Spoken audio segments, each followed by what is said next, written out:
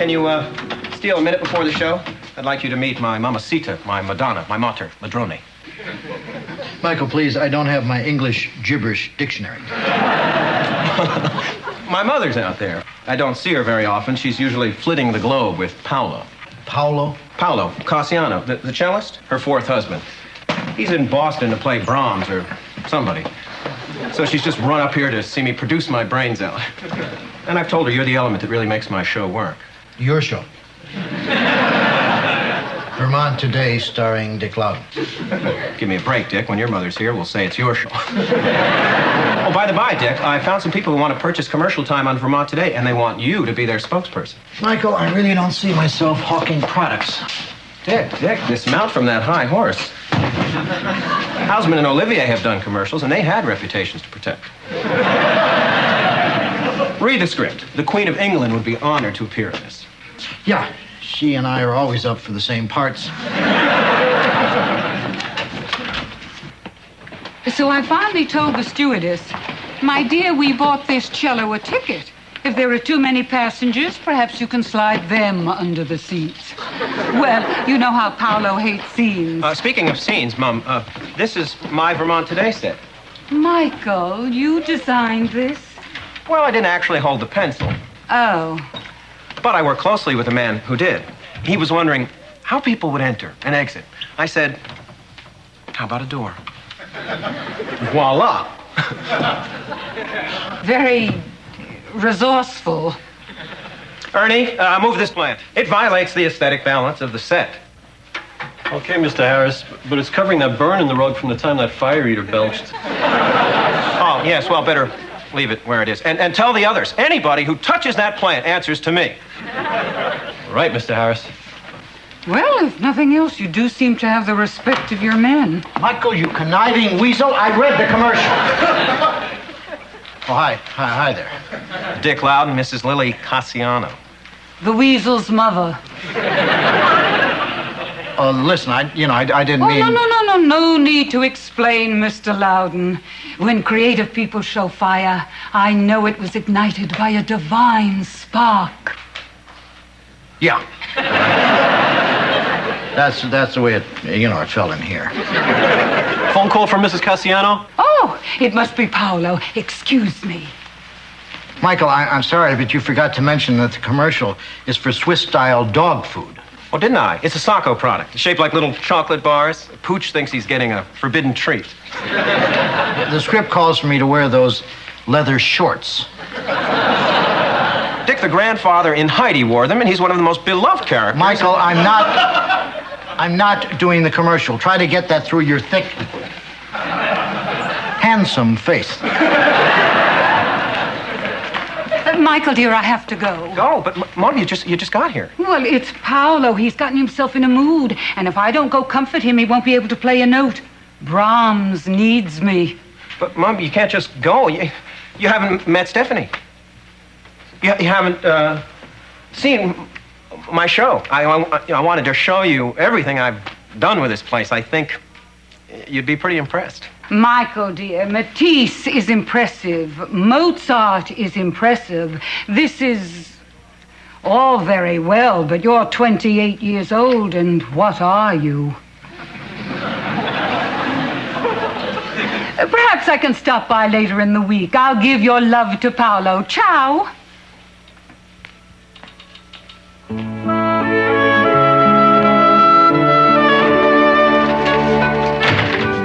Joanna, great to see you. Hi, Michael. Stephanie's getting dressed. Yeah, fine. Dick. Joanna, you're a tasteful sort of guy and gal. I want you to listen to something and tell me what you think.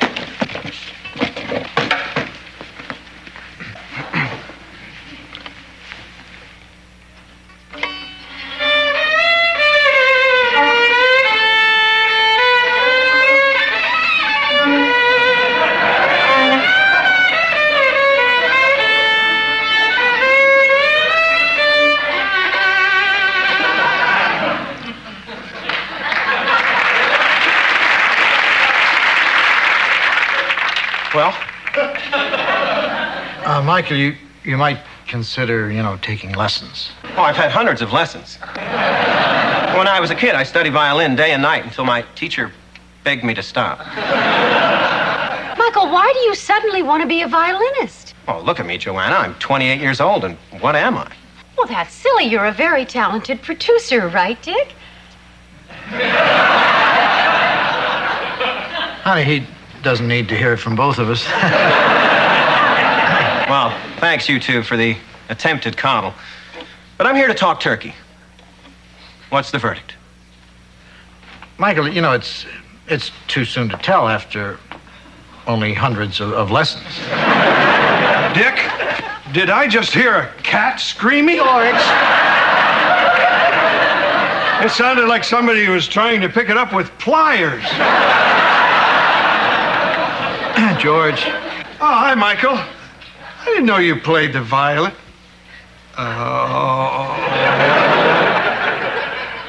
Well, I think all the reviews are in. Michael, what about your date with Stephanie? Michael, is this dress dazzling or just arresting? Where did Michael go? Certainly not to the Grammy Awards. What are you doing here? You never come to production meetings. Well, I'm coming today. Michael hasn't mentioned a thing about this week's show. Where is he? Half an hour late. Third time this week. Hey, Dick, you want to be in the pool or betting on when Michael gets fired? Yeah, Bev's really had it with him. I've got $5 on noon tomorrow. What looks good to you, Dick? No one's getting fired. All right, let's start the meeting. Whoa, whoa, what's love got to do with it? Bud?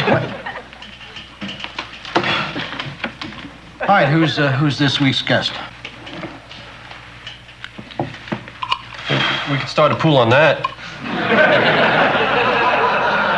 Are you saying that Michael never mentioned who the guest is going to be? I don't think Michael's here, Dick. Hi, guys. I hear Michael's AWOL again. He isn't AWOL exactly. He's just God knows where. But we don't really need him for this meeting. As a matter of fact, we started without him. Good. I'll sit in. What? I'm sitting in. I'm the station manager. I can do that. Hey, great. So, who's the guest this week? Bev, we usually open these meetings with a little prayer. Hi, all. Sorry I'm late. My ballet class ran over. Dick, taking an interest in production, are we? Bev, great pearls. So, what about this week's guest? Yeah, what about him? Norton Firth, the pie-eating champion? He's going for the world's record for gooseberry. Here's some background on him. Always liked pies? Well, that's our show. Looks like a winner. And good job, everybody. Michael? Not now, Dick. I've got to get in some work on my epic poem. The Iliad 2, the day after. Bye, all. Michael! No, that's what I call a good producer. Not a second wasted. He is a good producer. But if he screws up one more time, he's fired. Have you given any thought as to what time you might do that? I don't understand. How are you going to interview a guy while he's stuffing pies down his throat? Well, it shouldn't be so hard. I've already laid out a few questions. Would you like a napkin? Hi, all. Oh, hi, Michael. Stephanie Michael's here. Michael, I think I should warn you, Bev is this close to firing you. Oh, not now, Dick. I think I finally found my creative medium. Conceptual art. I'm showing it to Mom tomorrow, but I've arranged for a sneak preview. It's out on the lawn. Bad news, Dick. Somebody just dumped garbage on the lawn. What? So, what do you think? Michael, you have an hour to clean up your medium. I'm trying to make a statement, Dick. This expresses my despair over the threat of nuclear devastation. It's ugly. Michael, are you okay? Yeah, you don't seem to be able to concentrate on anything. Oh, stop worrying. I'm fine. 2, 3, 4.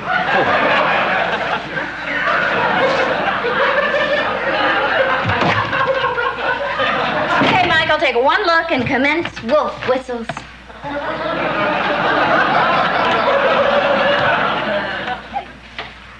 He's not here again? Well, if it'll make you feel any better. Yo, what a babe! Mr. Loudon, I'm Winston Bedell. We're all very excited.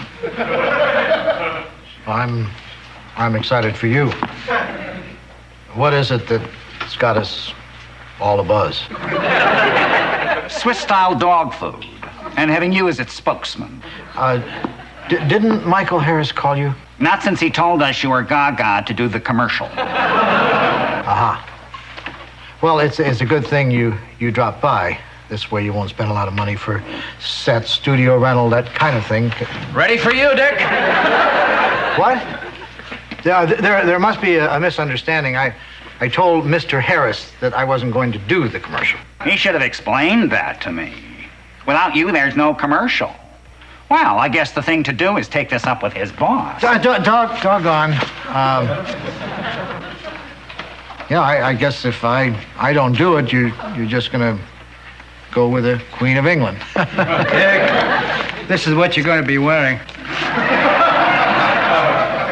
No, I'm not. Well, if you insist. But we're not all as excited as we used to be. Okay, here's the rundown, Dick. You read the cards, pat the bench, the dog jumps up, licks your face, we're out of here. Fine, let's get it over with. Hi, I'm Dick Loudon, and this is a bowl of Bedell's Swiss-style dog food. Looks like chocolate, nourishes like nobody's business. Make your pet as grateful as this little fella... Hold it. Well, what's the matter? You're supposed to pat the bench. The dog jumps up next to you and licks your face. The dog knew it. He was just waiting for his cue. Take it back to it looks like chocolate. Looks like chocolate, nourishes like nobody's business. Make your dog as grateful as this little fella here. Cut. He didn't lick. Now, was that his fault, or was I supposed to pull his tongue out for him? Bud, how do you make the dog lick? Oh, I don't know. Want him to roll over and play dead? Great, Bud. That'll sell a lot of dog food. Hey, look. What's in that sandwich? Liverwurst. He likes it, doesn't he? I've got it. We take some of the liverwurst, we rub it all over Dick's face. No! Fine. Nice, supportive, creative environment you're building here. Dick. Mr. Loudon has a point. Maybe we should call this off. I'll just go talk to the station. Oh, okay. Rub me with liverwurst. All right. The station's buying me another sandwich. Okay, let's take it from it looks like chocolate. Roll tape. Looks like chocolate, nourishes like nobody's business. Make your dog as grateful as this little fella here.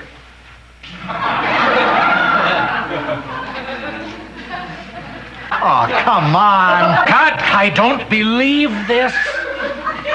Hey, you know what my dog likes? Ice cream. No good. Ice cream would show up on Dick's face. Not if you put it in his ear. You're a genius. Go to the machine. Wait a minute. What's your favorite flavor, Dick? To listen to? Look, this is where I draw the line. No ice cream in my ears. Hi. How's the commercial going? Just great. Well, don't let me hold you up. I'll just stand over here and watch. Strawberry, Ernie.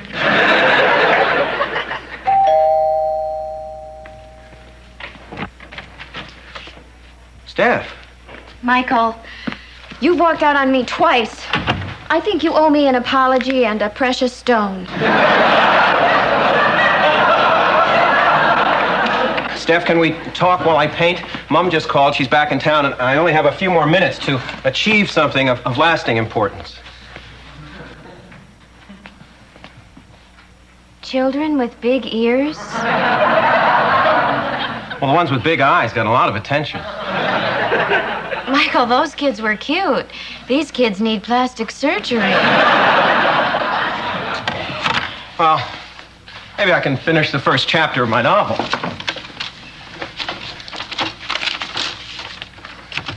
He gave her a laconic smile. Don't give me that laconic smile, she snapped. Thus continued Harriet and Morty's laconic relationship. Ew. Well, laconic was my word for the day.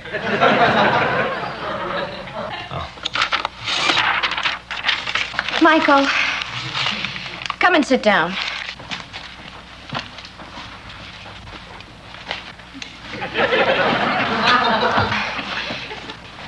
I said sit down!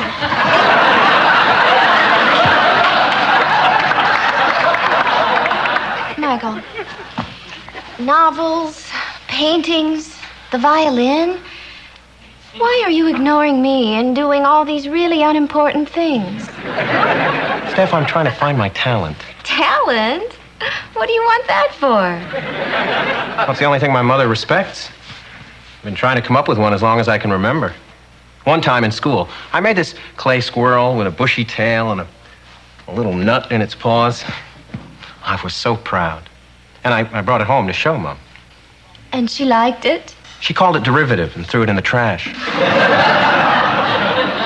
Didn't your mother know anything about raising a child? Every time I made anything in school, my parents would buy it. In the 3rd grade, I took in $20,000 just making tracings of my hand. I wish I'd had your parents, Steph. Well, but after the squirrel incident, I made up my mind to abandon all hope of creativity and become a producer.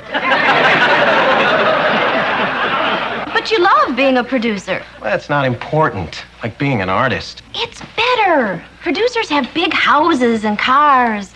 You almost never hear the word starving in front of producer. True.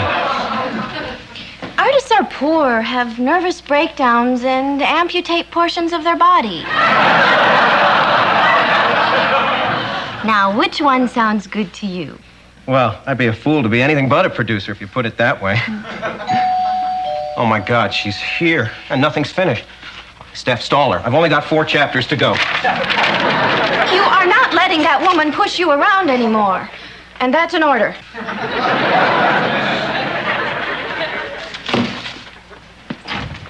Hello, Michael Carissimo. Hi. Well, this is certainly a long overdue meeting. Mamacita, cupcake. Oh, my, is this Stephanie? You're even lovelier than I imagined. Thank you. Michael, carve her up. Mom, I've got something important to say. I've never wanted to be an artist, and I like what I'm doing right now. Well, I'm sure it's very pleasant, but you're 28 years old, and what are you? Well, I do have a novel in the works. Michael, how can you let her say that? But, Steph, she's right. I'm 28 years old, and what am I? You're 27. I'm 27? I'm 27. I'm 27. You were wrong, Mom. All right. You're 27, and what are you? Not so fast. That's kind of a glaring error, isn't it? A mother's supposed to know how old her child is. Mine does. She's just not allowed to say. Very well, I was mistaken about your age. Well, maybe that's not the only thing you were wrong about, Mom. That's the point. Why am I learning words for you? Why am I writing novels? Why am I painting kids who look like Dumbo? Why should I listen to anything from anyone who's so self-involved? She doesn't even know how old I am. Are you through? No. I've just begun. I'm 27 years old. I'm a producer, and I'm good at it. I like it. That's what I am. If you can accept that, terrific. If you can't, you can leave now, and I don't think we should see each other.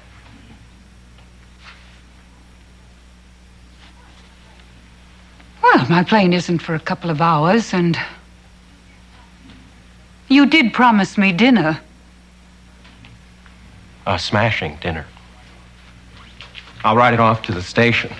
Producers can do that, you know. Michael, I've never seen you so focused, so passionate. If only you could channel that into art. Mom,